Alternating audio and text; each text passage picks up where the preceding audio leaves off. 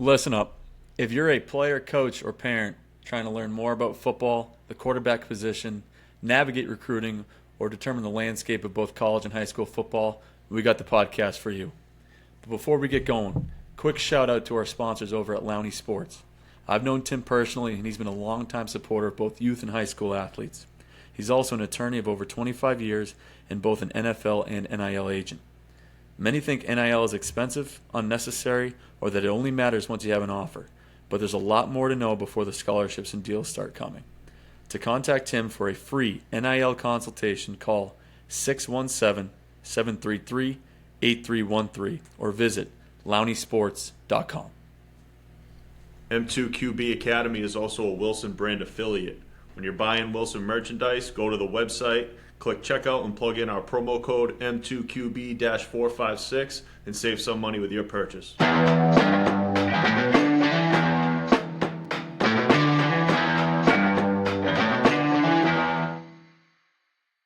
We're back.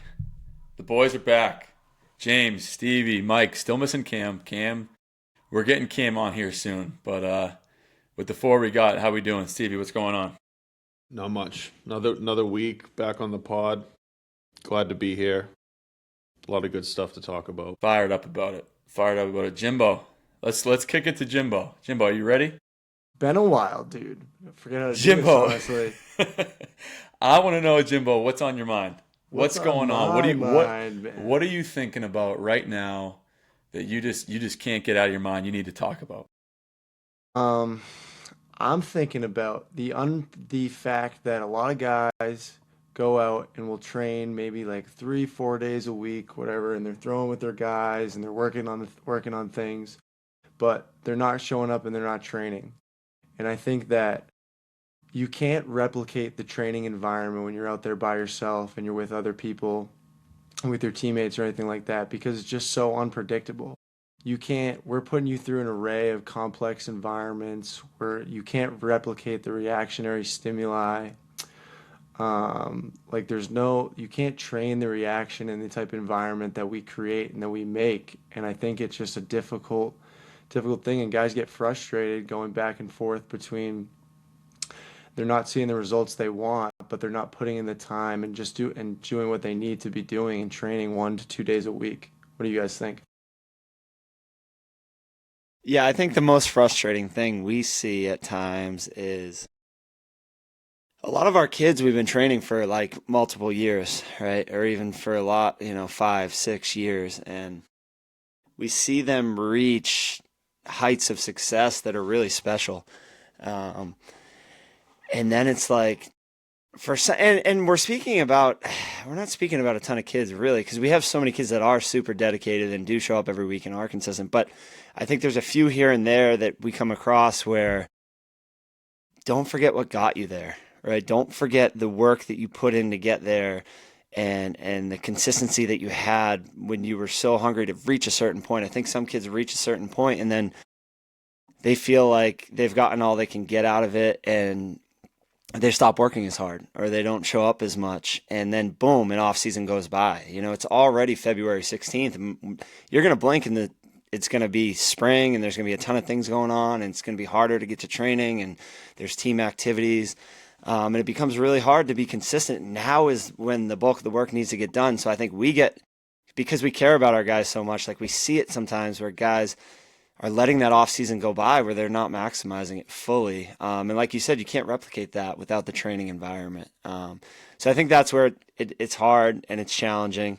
Most of our kids do a really good job, but I think I agree, James. We want to get that message out there that like super important that remember your process that got you there. And then also remember how fast an off season can go by. And lastly, how much you can grow in a singular off season. And just, try to maximize it as much as you can. Yeah, it's frustrating, right? It can be really frustrating at times because we'll have kids too, and they know a lot of the drill work, and they're going and doing it like James said. They're throwing with their boys, or yeah, coach, like I did routes 3 or 4 times this week, but like, do you know what you're doing? Like, do you have a good understanding and a good feel for like how you're getting better? Because my biggest thing, and if you guys might disagree, but like the drill work is great, right? And then the differentiation between, the block training and then becoming more random with it and throwing more of a chaos, like it's hard to get yourself to go through that type. Like you can't trick yourself. You need someone else to kind of help you through that stuff. And then in terms of like what I value the most in coaching is the feedback, right? So if you're not in a situation where you're going through these things and you're training and you're working with purpose, but nobody's there to kind of help guide you through it or lead you through it or put you in a random scenario or even just give you another set of eyes to kind of help you try to figure out what's going wrong, or that felt good, this is why, that didn't feel good, and you're just confirming what they're thinking or vice versa, like giving them an idea of what they need to start to consider while they're doing straight line throws or whatever it is, but controlling their training in a way that allows them to get better and respond versus just kind of going out there and doing the same thing that you did on Monday morning and the same thing you did last Thursday. And where's the differentiation? Where's the randomness in the training? Like you can't get that on your own. And it's great to throw and train on your own, but at the same time, like you have to have a different level and a different way of looking at it when you get that feedback and you are able to kind of bounce ideas off of other people. Yeah, I think I see like kids make the ultimate sacrifice to come train. Like a lot of these kids travel multiple hours and obviously invest a lot of time and money and effort into getting better. But then once they reach a certain level, the willingness to travel as far or put in as much of a sacrifice sometimes changes. So I think that's another part that can be frustrating because we know, there's certain kids that if they just show up, like through osmosis of just being there and doing everything that we're asking them to do, you see the growth and you see just how great they can be. So I think for us as coaches, that's when it becomes hard and a little bit. It's to know that, and like you said, I'm not sure that it's like a sense of entitlement, but a sense of contentment. Like you get to, like you said, you get to a certain point, like, yeah, I'm good with that. But like there's so much more. Like if you just keep digging, right, and you keep, nose in the grindstone and working hard at it, who knows what you're capable of with a lot of the kids too. And there's a lot of talented kids that never kind of let that ceiling surface because they're not willing to continue to commit themselves to a level that they did when they were a bit hungrier. I think James is the perfect example of that. He's been training for 8 years with us and it's multiple times a week, every week, but he's still finding areas that he can grow on. He's still asking really good questions. There's nuances to everything that we do that he's just layered on top of each other, and it's always something new every year. And that's why, year over year, you've seen the growth that James has had. It's the work never stops, right? It's not like you're picking this pinnacle or like I'm a great player and I'm getting these accolades and things that I want. That doesn't mean that like I can be content and I need to stop working, right? Like push past the limits. Like you create new barriers to break through every year, every month, and every offseason when you do these things.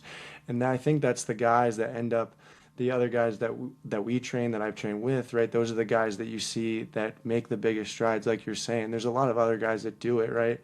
And it's just frustrating when, like you're saying, when guys get to a certain extent or get to this level and get these accolades and they stop being consistent. Yeah, I think too, like complacency is it could be so detrimental to a player, and obviously as a team too. Like you see it with teams all the time where they start winning and all of a sudden they get complacent and practices start to suck, and then next thing you know they drop a game to a team that they should have ran over. And I think that's the same thing with training. Like as soon as you become complacent and content with where you're at, you start to see negative results. So I think that was one thing that I took away from what you guys were just saying. Al, I think you brought up a great point with the feedback. Like, again, we see it all the time in training where, you could tell a kid one thing so many times, but until they can see it for themselves and get the feedback and kind of realize, okay, maybe I need to work on this a little bit more than I thought. I think that's really important. And then another thing that comes to mind too is like when you go out and you kind of put your own workouts together, especially with younger guys, I see it a lot where they're just doing drills that they're comfortable doing and that they're going to be successful at, especially when they're out throwing with their buddies or other quarterbacks and on their own. They're not really pushing themselves to failure. Whereas in a training environment, like that's our goal, is not to push them to failure, but to make you uncomfortable enough to start to make game-like scenarios and game-like reps and push the boundaries a little bit. And I think when guys are doing work constantly on their own and not getting pushed by coaches or other guys that they're not used to throwing with or whatever the case may be, you start to see negative results again. And I think, having that training environment with us specifically, I think is super important for making you uncomfortable, getting the best out of you and trying to really find your flaws and work on them rather than just go out there and do what you're good at. And I think one of the things too, it's like cliche, but there's no such thing as staying the same, right? So like you garner a certain amount of momentum from training and like getting better, and all of a sudden you're starting to see things click. Like if you stop training, you don't just stay there, right? You start to slowly come back down. If you lose that momentum, I know Mike talks about it a lot, but like however long you end up taking off, like it's going to take you that amount of time to start to find your rhythm again. Like you don't just stay, and you have to continue to train to keep that momentum and continue to get better. But that's a good one. Does anyone else have anything on that before we kick it to Stez? Because I'm dying to know what's on Stez's mind. I think the bulk of the work, like the foundation of everything that we're trying to build, is now. So I think guys that are jumping on board in the spring or in the summer, you can still grow, and there's still a lot of room for growth. But I think the reason why we're bringing this up is because we know like this is the sweet spot. This is the time where all the growth happens. So being able to maximize, and it's different for every kid, and it's different for the level that you're at. But for high school kids, like this is the sweet spot for the high level recruits. It's the spring eval period is that next peak, and there's like a little bit of downtime now to that next peak to grow. And I know we're saying this, but like so many of our kids are doing this, right? And they are maximizing it. But every once in a while, there's a kid comes through and we're like, man, if he just dedicated himself a little bit more and was consistent, he could be a phenomenal player. And I think it's harder to see. I think it's harder for kids to recognize it and even recognize the growth that they had, because we're seeing it from an outside perspective, and we see the unbelievable growth that they've made over the years. And for them, it's harder, I think, to realize just how much they have grown and how much the training and what they've done has impacted them. So we're saying it because we care. And with that being said, there's also, like I mentioned, so many kids that are doing a phenomenal job. I think this offseason, the most dedicated group of kids that we've had so far. And there's a lot of kids that are going to do really special things. And we just want to get everyone on board so we can maximize this time, because it's going to be gone before we know it. Yeah, and we would also love to go back and be able to train and continue to get better. So I think that's part of it, right? That makes it become frustrating. Stevie, Sure. Yeah. what's on your mind? So kind of related, I guess, in a way, but like at the end of sessions, we talk about like, how'd you feel? Talk about your flaws, and then most of the time we try to give you some things that you can do on your own to work on those flaws. So then when we see you again in a week, hopefully those flaws begin to correct themselves and we can start working on something else. That's the goal, and that's kind of how we gradually get better. So whatever the drill may be, I mean, there's a couple specific ones that I feel like we give out all the time, whether it's, towel drill and focus specifically on one thing, or maybe it's a connection drill, working on weight transfer, or whatever the case is.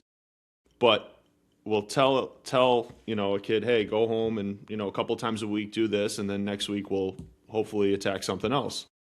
And it's very easy to tell when a kid goes home and does the lonely work and does the stuff on his own.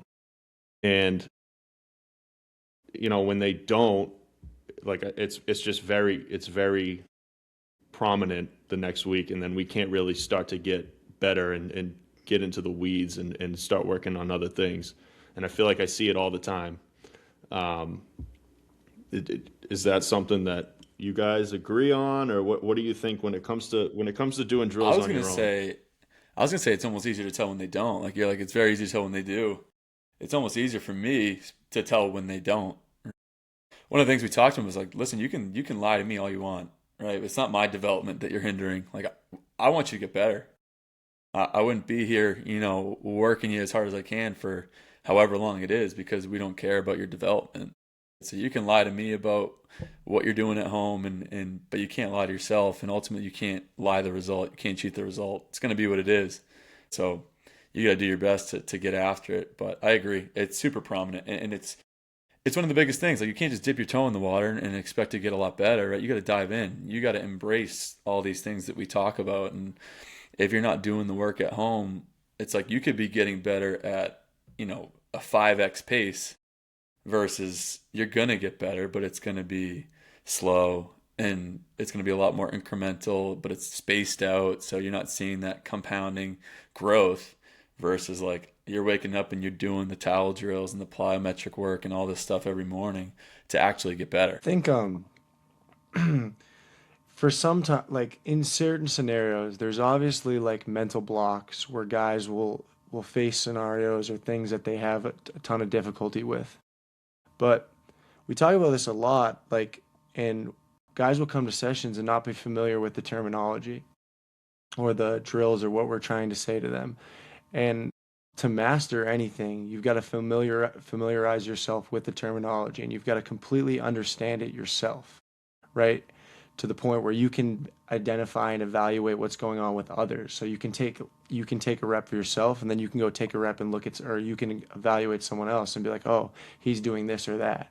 And then to be able to go teach it and to go coach it and see it in other people, that's how you go bring it to yourself. And I just like want to stress to our guys, right?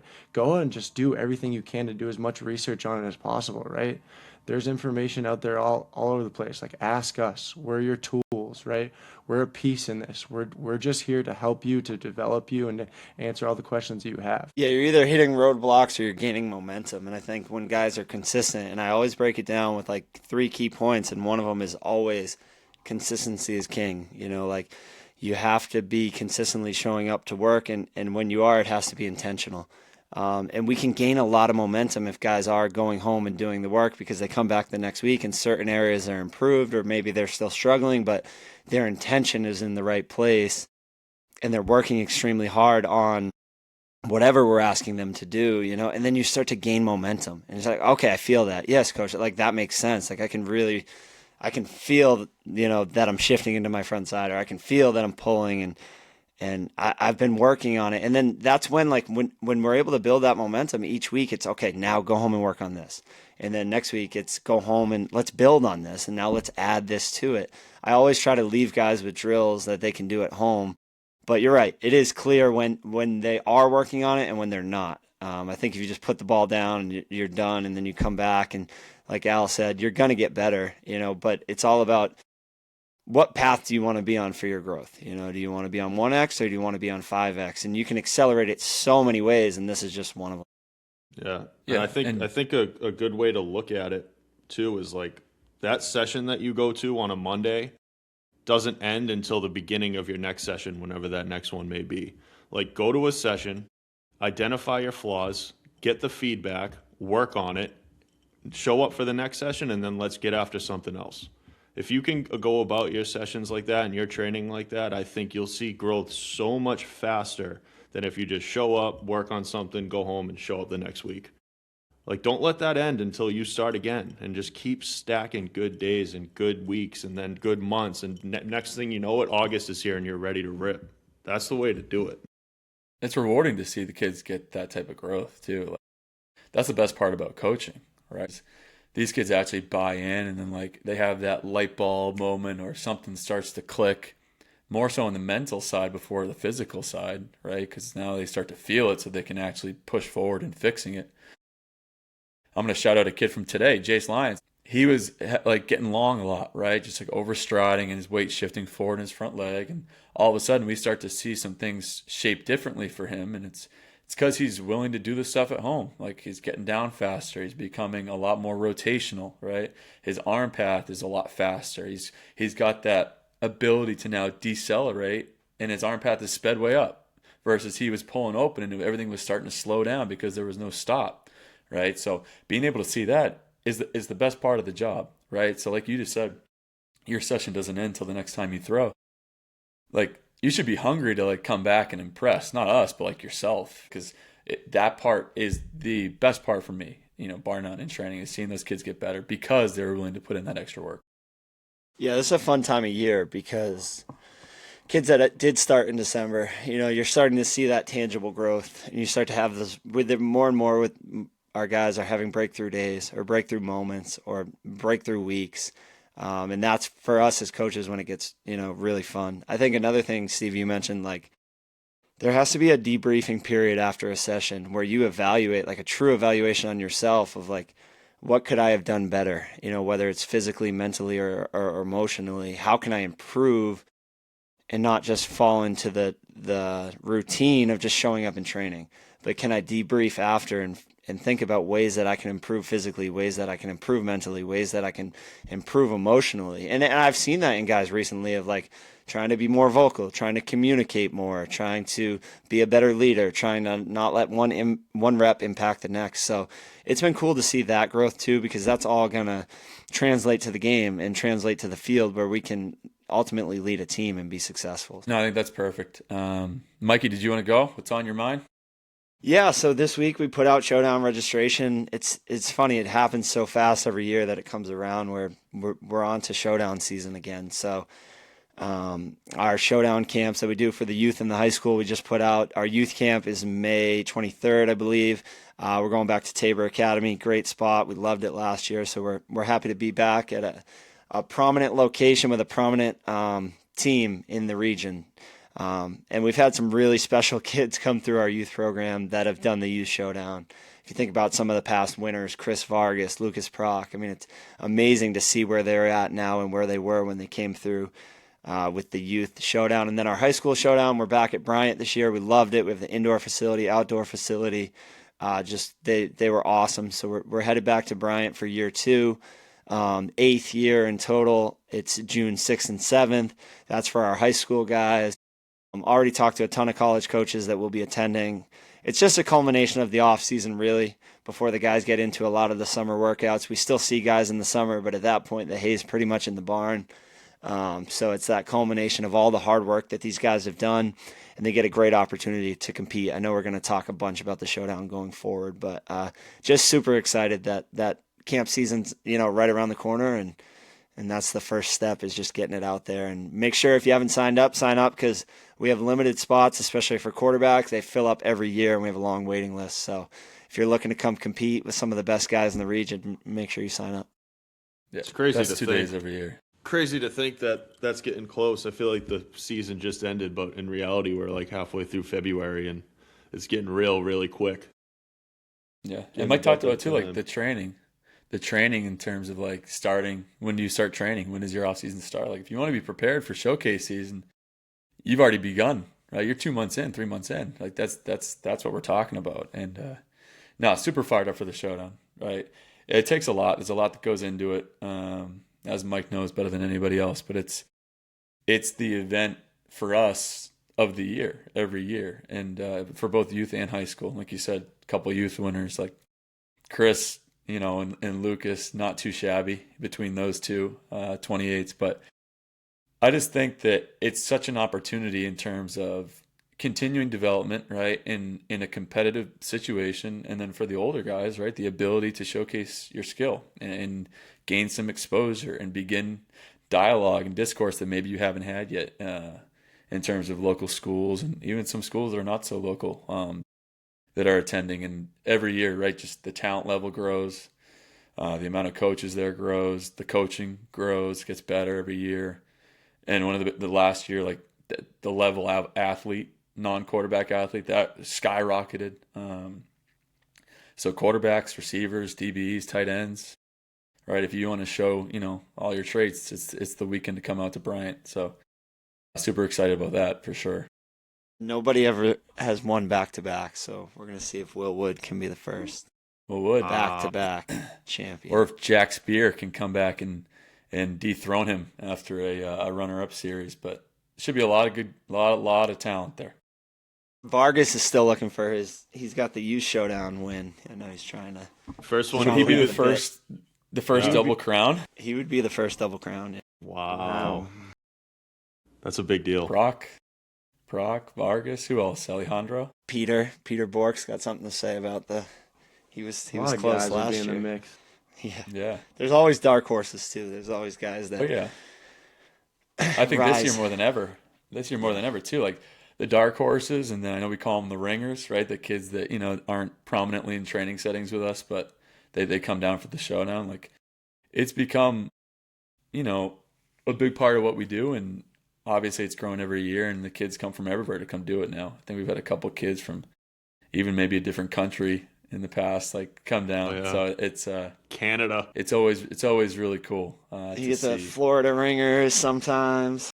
I heard Walker Wood, hopefully a guest coming on here soon. Walker Wood's coming and bringing the ringers from Kentucky, who he's been working with. So it should be good. It should be an awesome time for sure. The Barn Boys, yes. What's on my mind? I'm ready to go after it. Al, let's hear it. If nobody's gonna ask, I'm just gonna go for it. The ability to intrinsically motivate, is that the word, James? You can correct me. I think that's the right word. Brother. To intrinsically motivate yourself to be able to, I don't know, want to get better, to want to get good coaching, to want to get feedback. And it's not like it's a overwhelming issue that we have, but it's there. And I think it's there for everybody. All quarterback trainers and developers countrywide, I'm sure, deal with it. But hey, you know what? I think I would do better if you put me with the older group, or I think I'd do better if you put me with the more advanced group. You have to have the ability to motivate yourself, because when you're a quarterback, you are the guy, right? So if people are down, they look to you. So you can't be looking all the time at other people. It happens all the time, but you have to be able to be the leader, right? And that's a huge trait and a huge quality of people that are successful. But two, you're getting it's the same training. You're going to get the same coaching. You're going to get the same feedback, right? Take it as an opportunity.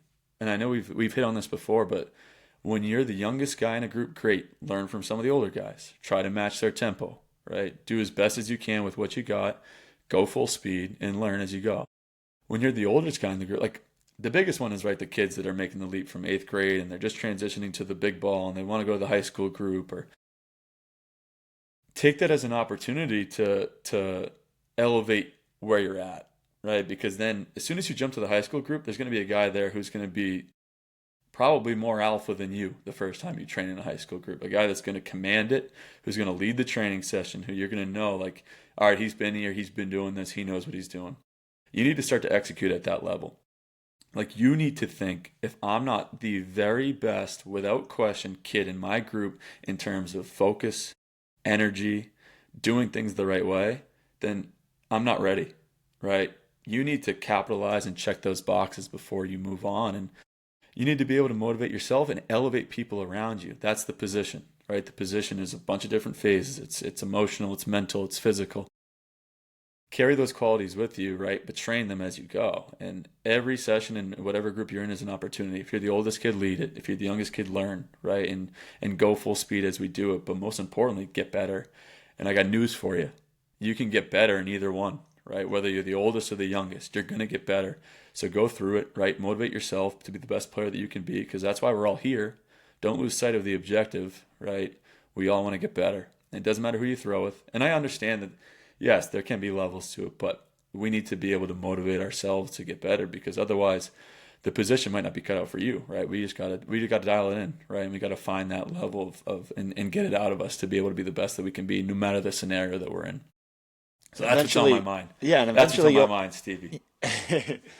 You'll earn it. You'll earn it. Instead of ask for it, earn it. And that's when it's sweet. When the kids, they stick their feet in the mud and they grind and they earn it and they get that bump, and you can see they're excited about it, right? But at the end of the day, you're coming to gain an edge. Right? You're coming to get better. We're all going to send you back, and you're going to go to your team and your program in your town, and that's what's going to matter, right? So you nailed it, Al. Just being focused, be where your feet are, and if you focus on the right things, and if you're focusing on that, then you're not focusing on your development, and that's hindering you. So you need to focus on your development, focus on your growth, and if you want to earn something, go earn it. Be the best guy in the group, be the most, the best leader, the guy that leads by example, that does all the drills right, that's always making the right decisions and showing tangible growth. And if you do, we spend a lot of time making the groups, and we spend a lot of time shifting the groups, and we spend a lot of time deciding on what's the best growth for each individual. And it's hard to do when we have a lot of kids. But I think we do a really good job of it, and just got to trust the process. And it's so much cooler when you earn it. And we talk about it too. It's like, dude, that kid never complained one time, right? And he has just forced his way out of that group. Like, there's no way that I can reasonably keep this kid in that group right now. Like, he is just too far advanced. He's pushing the tempo, the drills. Like, he's faster than everybody else. He's got to work. Vincenzo. Shout out Vincenzo Amato, right? It's true. Dude. Like, one of the youngest kids, and we had to. I was looking at him, and he was warming up, and I was like, gosh, he's got to go to an older group. He just does. And right on the spot, we moved him because he never asked. He never had bad body language. He was the leader until he got the bump, right? And it's just cooler that way. I enjoy that. It's like, you got good, like, you care about the right things. You're here to work. You don't really care. I'm sure he was pumped up, like, he was just there to work. Just another day for Vincenzo, right? And he probably got a lot better. And we debrief after every session. Like, we have a meeting and we all talk, and on the whole ride home, and we talk like, all right, this guy needs to be moved here. This guy, like, we go over this every day. So there's a lot of thought put into it. You know what? This is not a new thing either. Like, this has been going on for a long time. It's way better now, by the way. Yeah, it has gotten a lot better. Like, it used to be I know I'm bad. complaining. It used to be bad. It used to be bad. I mean, I don't know how. I'm sure there's still, the scenario pops up more often than not. But I think you made a good point, Mike. It's like why? What's your motives? Like, are you coming to chase growth, or are you coming to chase clout, to go home and say, "Oh, I trained with this kid"? Like, Yeah. in reality, who cares who you trained with? Like, why does that matter? You're going to get better. Like, work in the dark. I'm going to give our listeners some homework. First Got my pencil. Hold on. OP homework assignment. And I want to say the quote, but I don't want to butcher it. So the homework is, go watch The Dark Knight Rises. And there's a quote by Bane. There's a quote from Bane in that movie. And he says something about being born in the dark. And that's how guys need to approach their training. Like, who cares what people know what you're doing? In the off season, it doesn't matter. What matters is when you show up in August and the product you put on the field and the product you put on tape, an 11v11 tackle football is what matters. So don't worry about, like, who's seeing you train and who you're training with. Worry about going in, sharpening the sword, sharpening the axe, like Al says. And let the work speak for itself when you get on the field for real.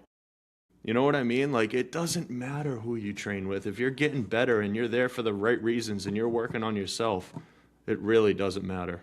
It doesn't. And if you're thinking about that too, like, if that's the first thing that comes to your mind, and it can be natural. Like, I don't want to fault. I know I came out hot on it. I don't want to fault kids for, like, thinking that way. Like, if I was a kid, I want to train with James Cahoon because James Cahoon is really good. Right, but if you are thinking that way, if your first thing is like, man, I hope I'm in this group with this kid today, like, wrong reasons, right? You're training for the wrong reasons, right?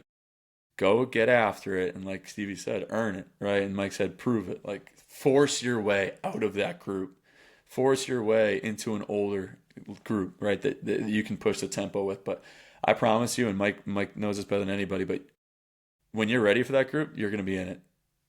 That's it, right? And you will be. So until then, right, just continue to do whatever you can, right, to get better, because that is the objective and the goal. Yeah, we have a lot of guys that are training in the dark right now that are doing a really good job, and we see it every year, like that just put their head down their work. They're not worried about posting clips. They're not worried about all this exposure. They're waiting for their moment, and it's special. I think a couple groups that stick out, I mean, like 4 p.m. at Essex, James, the guys that we've had, like, there's some kids in that group, man, that people don't know about, that they're going to know about soon. And they've shown up every week, and they've gotten after it, and they've brought in the energy and the tempo, and the growth has been special. And that's what it's all about. It doesn't need to be, I'm posting clips every week. It doesn't need to be, oh, coach, my college recruiting, it's not going the way that I wanted it to. Well, you got to produce on the field first. And a lot of these guys haven't yet, but they're waiting for their moment. Just, Stevie, that was perfect. Just be, and we've said it to these guys so many times. Right now is your opportunity to just be in the dark and work, because the lights are going to be bright in August, in June, when you're at camps. And coaches are going to be turning their head when they see you when you're doing everything the right way, and they're impressed with how you move and your quality of movement and your execution level and your energy, and you're bringing something special to the table. That's when it matters. Right now, it's just about putting in the work, keeping your head down, and being consistent. Yeah, there are kids in those groups that you wouldn't believe that they're the backup for their varsity program. Like certain kids, man, I'm like, holy cow! Like when I was a high school coach, what I wouldn't have done to have this guy as my starter, and you're telling me he's a backup at that school? Like, and that's an embarrassment of riches. But he's just the kids. Like one kid that comes to mind, Jonathan Blois, right? Malden. He does such a good job when he trains, and he's doing such a good job getting better. That's like it's hard to believe he's a backup. Now they got a really good starter too, in Dom. But like to see them both train at such a high level, it's awesome, right? And like you said, it's that intrigue that coaches are going to have for some of these kids because they haven't seen them yet, but they're going to jump out right as soon as you see them in person, as soon as you see them throw and go through the drill work. Hands down, the best part of the year for me is the fall because we see these kids pop up every year. First year started doing amazing things, getting all this recognition, but they don't see the work that they put in the year before, or the 2 years before to get to that moment. And it's you see it every year. You're like, all right, I know this kid's gonna like something special is gonna happen for this kid, and a lot of the times it does, because of how they position themselves with what they're doing. So it's cool. We can already start to see it. I'm starting to see some guys that are gonna do really big things coming up. This episode is brought to you by Cantiani Insurance Agency, insurance professionals specializing in home, auto, flood, and investment properties. They are the most referred insurance agency in Massachusetts. If you want coverage you can trust, call 508-791-2088 or visit cantianiagency.com. We also welcome a new sponsor, Wizard Computer Services, providing outsourced IT and cybersecurity since 1997. Call 781-341-2222 or visit www.wizardcpu.com for more information. New England's cybersecurity experts. With that said, we ready to move on to a couple mailbag questions? Let's do it. We think we're locked and loaded for that. All right, first one. I'm gonna save the juicy one second, or at least what I think is the juicier one second. Social media. One of our kids asked, "Do you think social media has a good impact?" He said on football. I'm gonna take it in terms of like recruiting and kind of how our kids should use it. But do you think that social media has a good impact on football / recruiting?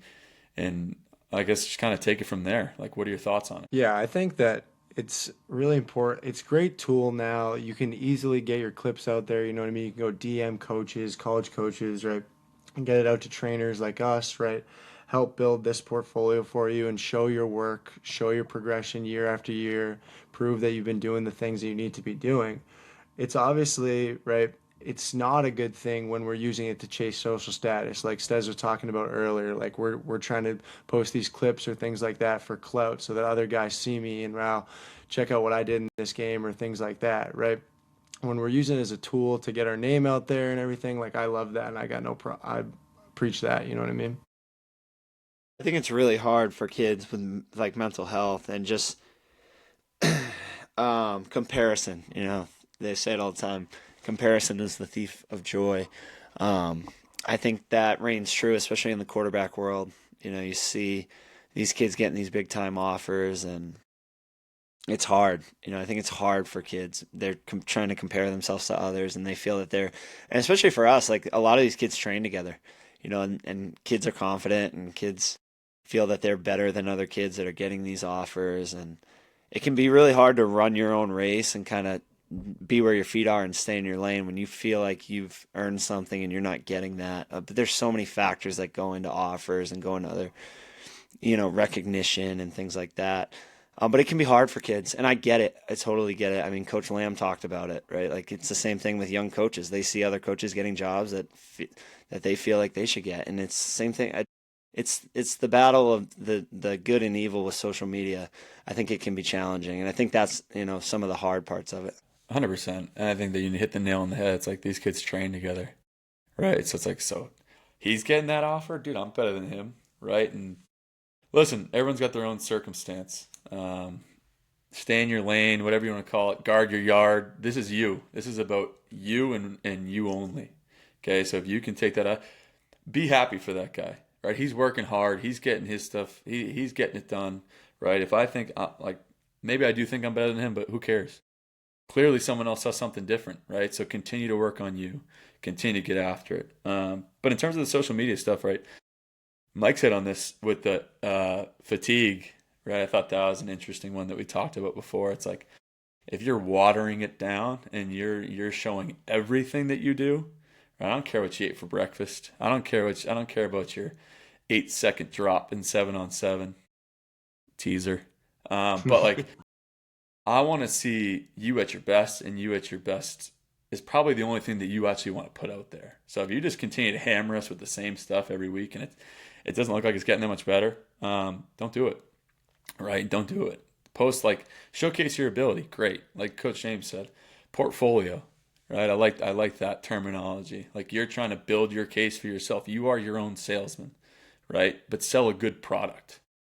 Because a good product will sell itself. Okay, but like continue to get better with it, continue and use social media the way it's supposed to be used or the way it's beneficial for us in terms of recruitment, like good film, right? And highlight films or something we should touch on at some point, like how to structure one. I know Mike's gone into that too, but how to structure a highlight film, like put the good stuff out there, right? It's not all Coach Lamb said it, right? First clip is going to be a poster, go, like I'd bet on it, watch, right? And he's probably right 99% of the time.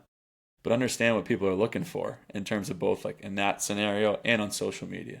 But use it with purpose. Be intentional with how you use it. Yeah, I think that intrigue over fatigue, real quick, is such a good point, that we talked about. We were having a discussion about it, but I don't think we put it on the podcast yet. Is you're almost better off being in the dark and then impressing at a camp and a coach is like, oh, who's that kid? Like they want to find those diamonds in the rough, where if you're just posting all the time, there becomes that fatigue and people stop watching and people stop looking at it. So I think there's a balance there. So that's a really good point. Go ahead, It's cool. I know Stez about to go, but what's cool about that, because I just wanted to, it bounces right off of that. Like I remember we had a kid at the Showdown, Pat Miller, and there was a coach that came up to me and was like, man, I wish he would stop throwing right now. Because that was like one of the first times he's seen him, and he was in love, right? And he's like, I don't want anyone else to see this kid. And I think that was one of those instances where like he just popped up and was like, holy cow, I haven't seen enough of this kid. And that was that level of intrigue that just spiked right then and there. Yeah, and then they're gonna go turn on your film, and then boom, that's it. One more thing really quick is the timeline, right? Everyone's timeline is different. We've had kids that have gotten offers as freshmen. By the time they're a senior, things are different. They don't have those same offers. There's kids that haven't had any offers, and then they go into their senior year, and boom, all of a sudden they have 15. Everyone's has a different timeline, so just run your own race. Easier said than done. I was going to take a little bit of a different approach to this question. And it kind of opened my eyes listening and talking to Coach Lamb and Coach McSorley when they talked about the importance of recruiting the character over the ability. Obviously, the ability is important and what you can do on the football field, and right, that's all really important stuff. And all the points you guys made, I completely agree with. But when it comes to social media, you can find a lot out about somebody based upon their activity on social media when unrelated to football. And I think kids younger, and I don't really see it as much now because I feel like there's like a rubric out there on how to be a athlete on social media and what goes into it and the type of stuff to post. And it seems like there's a really professional aspect to it nowadays. But the stuff that you post on social media does not go away. It's always able to be found, and you can tell a lot about somebody just on the stuff they post, the stuff they like, the accounts they follow. So just be careful. Like, social media is a great tool. There's a lot of good stuff you can do with it, but it can also get you in the weeds a little bit. And I'd hate to see, like, you see it all the time too. Like, it's ridiculous, but with the big time guys, like even NFL high level players, they go back and they dig up a tweet from like 20 years ago, and it's all of a sudden it's a big deal. Like, that can absolutely happen to you on a much lesser scale, just trying to get recruited.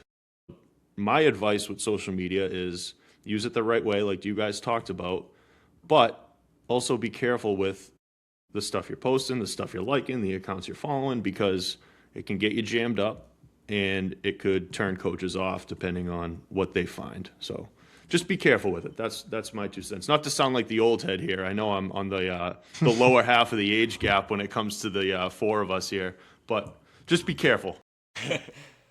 No, it's good. And like a good thing for kids to remember, like as a quarterback, it's part of the like you're always going to be in the spotlight, good or bad, right? So, like you said, with the professionals at that level, like there needs to be some level of guidance. Like that cannot happen to you because people are like people aren't going to like you for no reason, and people are going to like you, but people are going to be searching for stuff like that, and just be smart with it, right? Social media is a calculated game. Use it wisely, but you got to think about it before you click submit on that post or go liking certain things. Just be careful. Second part of the mailbag. You ready to roll? Here we go. Listen, buckle up. 7-on-7. This was the question from a user. Is 7-on-7 beneficial for development? Can I ask a question off of this question? Are we talking Sure can. like the 7-on-7? I'm assuming we're talking like the 7-on-7 leagues, like that type of stuff. Well, this is part. No. Like Part of I it. want you. Yeah, that's exactly right. So like 7-on-7 as a whole, you can separate it and talk about whatever piece of it you want in whatever scenario you want it in.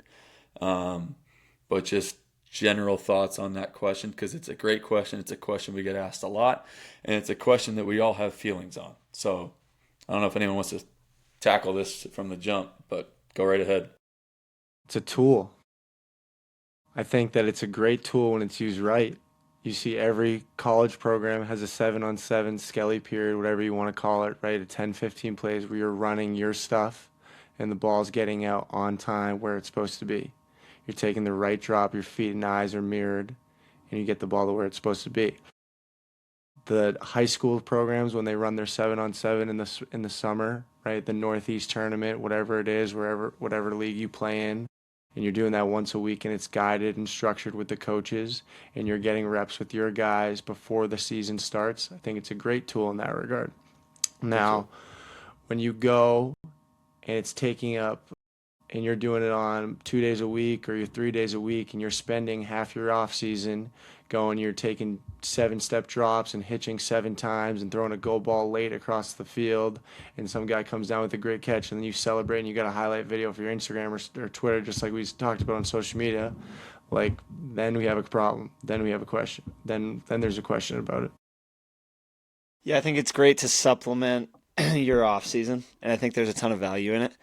I think where I see frustration at times is when it hinders development, whether it's you're spending a majority of your budget on it that could be allocated towards other funds, and it's not just because we train, right? We're not saying you have to come train with us. It just in general development. When it takes away from development, and we're instead of training on the weekend, we're chasing the next best 7-on-7 tournament every weekend, and we're splitting reps with 3 other guys, and like you said, we're not taking the proper drops, and we're always competing, so we're not developing. So I think that's challenging. But you see kids work it in where they're training during the week, and then maybe they do 5 tournaments in the off season, and they can get a lot out of it. I'm not as big of a fan of the travel 7-on-7. I think there's more issues than not. I understand it for some of the high level guys that are going, and there's a lot of media outlets and you can gain exposure, and it can, in theory, can help with recruiting. So there's some areas there, and like James said, I think it's a really useful tool when done right, and it can be fun. You want to have fun in the off season. So if you have a group of guys and you're going to put a team together and go compete in some tournaments, awesome. That's great. Where we see the hard part about it is when guys, are doing that, but then they're missing training that they've done in the past years, where now it's, I have this 7-on-7 practice, then I have this 7-on-7 game, and I'm traveling all over the country, and I just, boom, you blink and the off season's over, and you're at the same level that you were at before. So that's kind of where Yeah.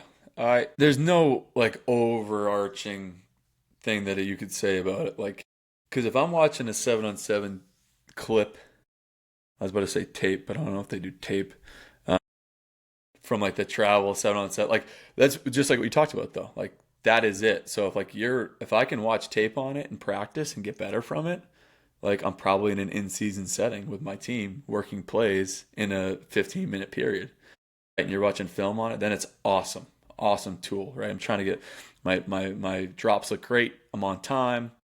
I'm just building that rapport with my receivers. Hey, I wanted you here. You took one extra step right there. We need to make sure we're on the same page. Fernando Mendoza back shoulder, right? All these things that we're starting to work in and get better at. But if you're doing the travel and it's fun and you're also able to work in training and you're getting better and your development is not being hindered and it's, you're still carrying that momentum of getting better, then great. And the other thing of that too is like if I see a kid in a 7-on-7 travel situation and his drops are clean and he's like in rhythm getting the ball on time and he looks awesome, like credit to the coach too, because they're clearly working that stuff, right? So I'm not gonna just categorize all these guys in one thing and be like, no, I don't like it because this and this. Like I'm sure there are really good 7-on-7 coaches and programs out there. And I think it's a balance, right? So if you're doing it the right way and you're in the right situation and you're still training and getting better, and then great, right? And I love it in the in-season setting, like as a drill. It's a great tool, like Jimmy said. And I don't know, can you get paid to be on a 7-on-7 team now? Like who am I? I'm not going to shame a kid for getting paid to go play football. Like it is what it is. But it needs to be done with balance and in moderation. I think if it's affecting your ability to train, like that's what happens. I think in the most part that makes me frustrated. Like if you catch me at the right time, I'll burn the place down talking about it. But like if I can think about it and take a step back, like the part that I have a problem with is kids that pay money and travel and miss time and opportunity, and then they come back and I'm like, hey, how'd that go? It's like, well, I only got like 5 reps the whole weekend. For real? And how much did you pay and how much time did you waste doing that when you could have been training with whoever, right? Any trusted quarterback developer, like doesn't have to be us, like you said, or working out at home if you know what you're doing.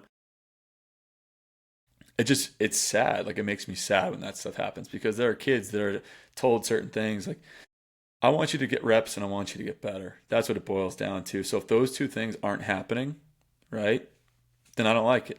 Okay, but if those two things are happening and you're still getting better and developing, then it's great. But you got to be able to find that balance. You got to be able to make sure that you're focusing on the right things. Because like Coach Lamb said, like Coach Lamb ain't attending that tournament to recruit you. Like it's not happening. And he's not going to offer you off 7-on-7 tape either. He's not going to offer you off 7-on-7 tape. I mean, can we talk about the shorts that they wear? Like we got to loosen up some of those 7-on-7 uniforms. My goodness. I guess that's a whole different debate, but I don't know, man. Just get better. Just try to get better. Whatever that looks like for you. Be mature about the process. Like figure it out. If you can handle it and get better and do the right things, great. Because there are kids that can absolutely do that, and there are programs that will absolutely do that. I think it ties into the social media thing too. Of everyone sees kids at these tournaments and they're posting these viral clips, and it's the fear of missing out. And you feel like you need to do that, and if your main goal is exposure, I think there's just better routes to do. You say it all the time, Al. If you had, I don't know, what's the Abraham Lincoln quote about chopping down the tree? 6 hours to chop down a tree, I'd take 5 and sharpen my axe. Yeah. Some guys go to chop down that tree, but they're not quite ready with that axe. Abe Lincoln Al. And if you do go to one of these 7-on-7s and you only get a couple reps, just don't tell Al. Don't tell Al. We don't want him. We don't want him to be sad. Keep that hush. Just do yourself a favor. Don't tell him. Do everybody a favor and don't tell him. I'm not gonna. Don't be sad, Al. Don't want sad, Al. My opinion on 7s. I don't want to completely just echo what you guys said because I pretty much agree with everything that you guys touched on. From a player standpoint, when we were doing 7s in college during practice, working on our install against a defense that we expected to see that week, like I think it was super beneficial. As long as the ball was out on time, weren't taking unrealistic reps, making unrealistic throws, creating bad habits, love it. From a coaching standpoint, we do it every week, a couple times a week. Same thing.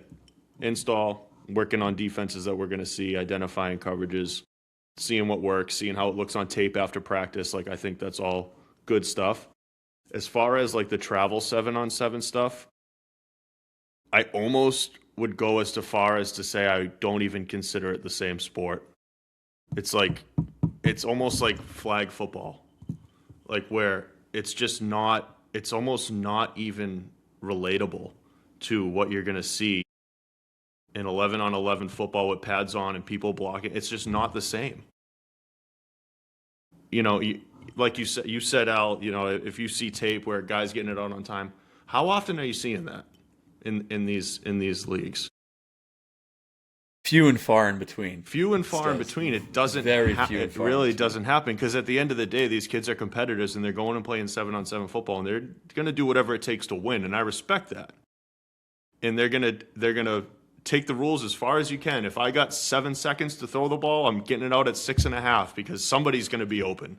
Because you can't expect It's somebody. usually 4. I think it's usually Whatever- 4. But whatever the counts it can is. get long. The counts Whatever can it get is, how do you expect somebody to long cover four. a guy for 4 or 5 seconds? Like, that's a lot of time. That's a lot of time. So, yeah, but then I look at it like the first time I ever saw Nico Iamaleava when he was a sophomore in high school was 7-on-7 tape, and the tape was ridiculous. I mean, but it was the first time I saw him. He was a heavy presence on social media. He was getting a ton of attention from the media outlets and all that stuff. So I can see where it can be a good thing, especially if you're a 5-star recruit in California. But Yeah, definitely. it's almost not even football. That's my take on it.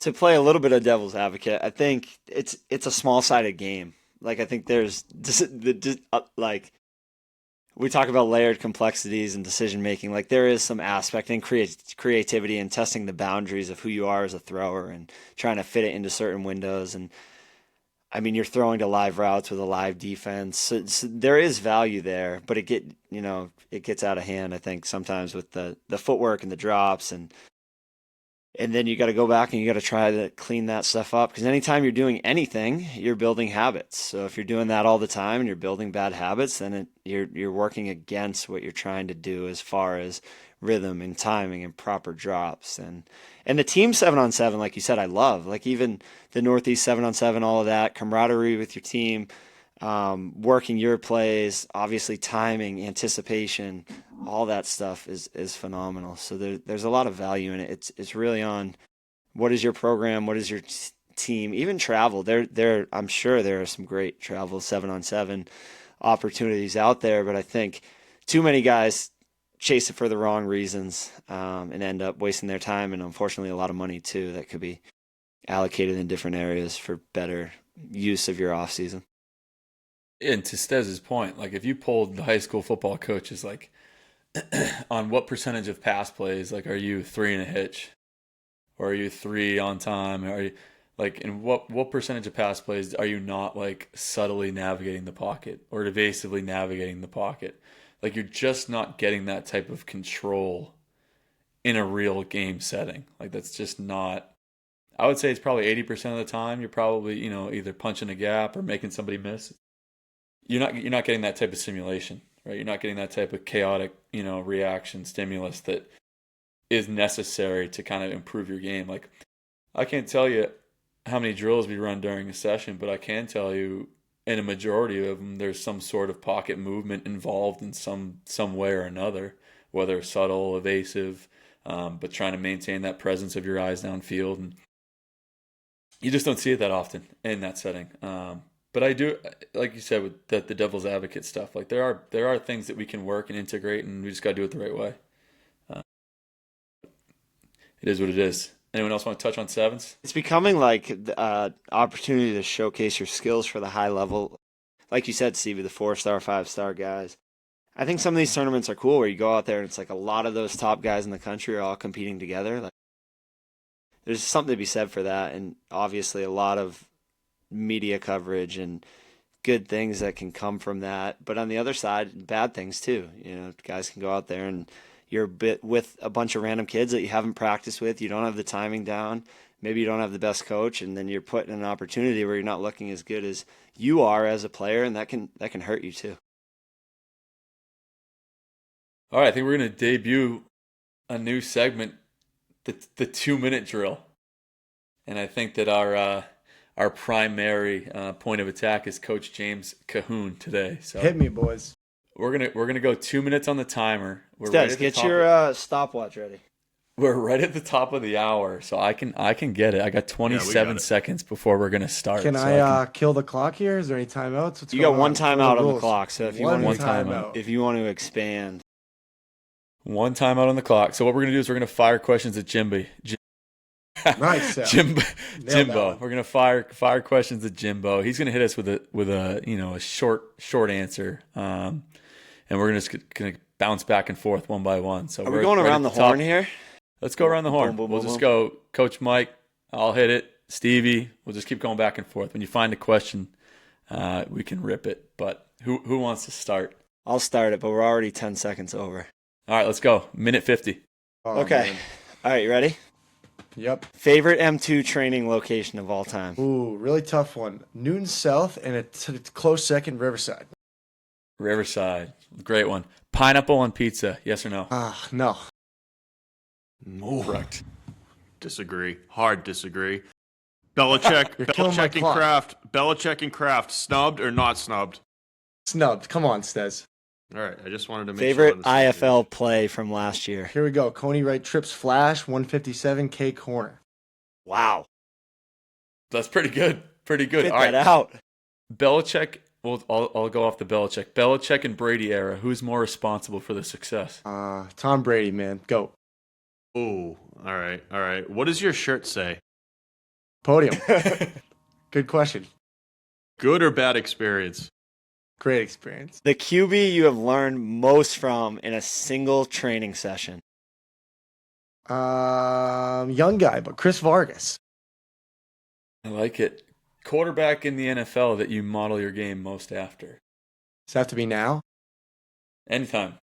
I'd like to say Matt Stafford. Boom. Figured that was coming. I was like, Favorite M2 trainee of all time? Dude, that's such a tough question. Give me a timeout. Give me a timeout. No time. Bang. timeout. Clock is stopped. Stop the 28 clock. seconds left. Really tough question here.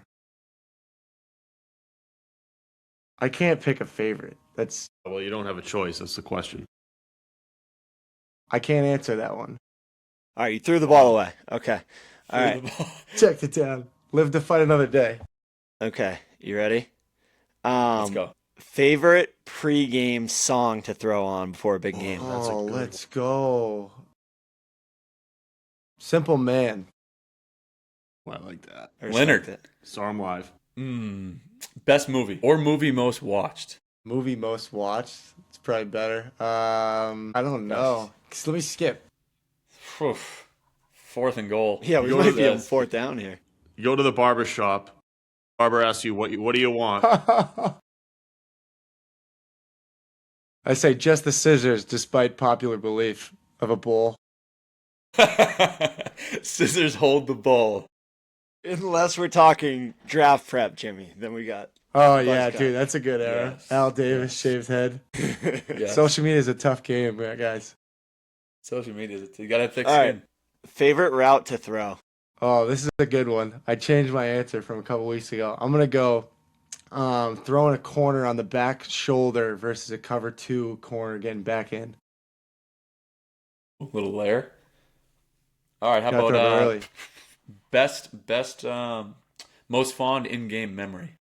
Oh, good question. First rushing touchdown this year in the IFL. Let's go with that one That's a in. sick one. One Did and you have- only. Did you have one of those, Jim? Yeah, threw it up into the bleachers too, dude. Got into the top deck. Let's go. The old blind squirrel tripping on a nut right there. I think we've hit TV, what you time. got? I think we've hit time here, fellas. I think We're like, that was 2 minutes. like a I thought we were just going to keep going. like a minute and a half. can over. roll. Mike, do you have any honorable mention questions that you wanted to make sure Jimmy got? What was the toughest environment that you've ever played in? Oh, dude, I got 2. Al knows this one pretty well. Butterfield Stadium at Ithaca. First start, had a rough first half. And the Shark Tank, baby, Jacksonville Sharks. Wow. Let's go. Who he's The now new playing for. stomping grounds. So we figured we'd get Jimmy ready for the heat of the game because he is starting his season in a month now for the Jacksonville Sharks. Let's go, boys. Yes. Duval. Jimmy Levin Go will be Sharks. back. You're going to be able to watch those games for those interested. James had a Yahoo, great, baby. Yahoo. FanDuel. great rookie season. Were you rookie of the year, James? No, Can you- dude. Snub. Robbed. Wow. Sorry for bringing that up then. How many passing touchdowns, just so that I can leave on a good note? Beats me, dude. 50-something? 50-something passing touchdowns. that- First year in the IFL. Can I book For the that on Barnstormers. DraftKings? Can I book that? Because Who I will knows? Is right there an now. over-under? Who knows, man? But James will still be hopefully doing the podcast, and I'd like to potentially introduce a new. We could do film review of James's games going forward once he. I'll starts put it up playing. on the I think that'd be- TV. Yeah, Let's go. that'd be awesome.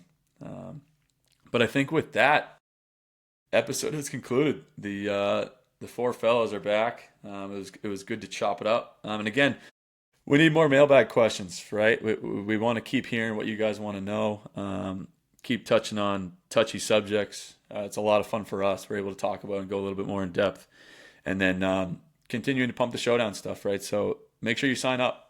No BS in here. Like, that thing's going to fill up fast. So if you are interested, make sure you log on to the website. I'm sure you could just Google it too. But make sure you get a spot in the showdown at Bryant. It's going to be a lot of fun, a lot of good competition. But it's like I said, it's my favorite 2 days of the year in terms of football. Boys, anything else? Any final notes? Get if you can, get on Spotify, get on Apple Podcasts, rate the podcast, comment, Give us a share, 5-star. subscribe. Help us get it We out need there. it. It's doing really well. We got some unbelievable guests coming up. We got big things planned. Got some new sponsorships we're excited to announce. So a lot Yep. going on.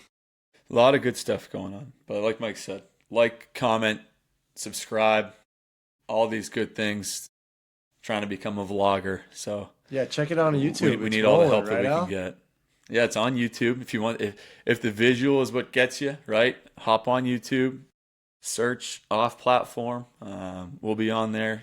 I think the Coach McSorley and Coach Lamb are uploaded, and I think every episode from here on out, there will also be a video for it too. So that'll be on YouTube, and then, like I said, we'll be on Spotify and Apple Podcasts, just like we have been. So I think with that, we are all good, fellas. Signing off. Been real.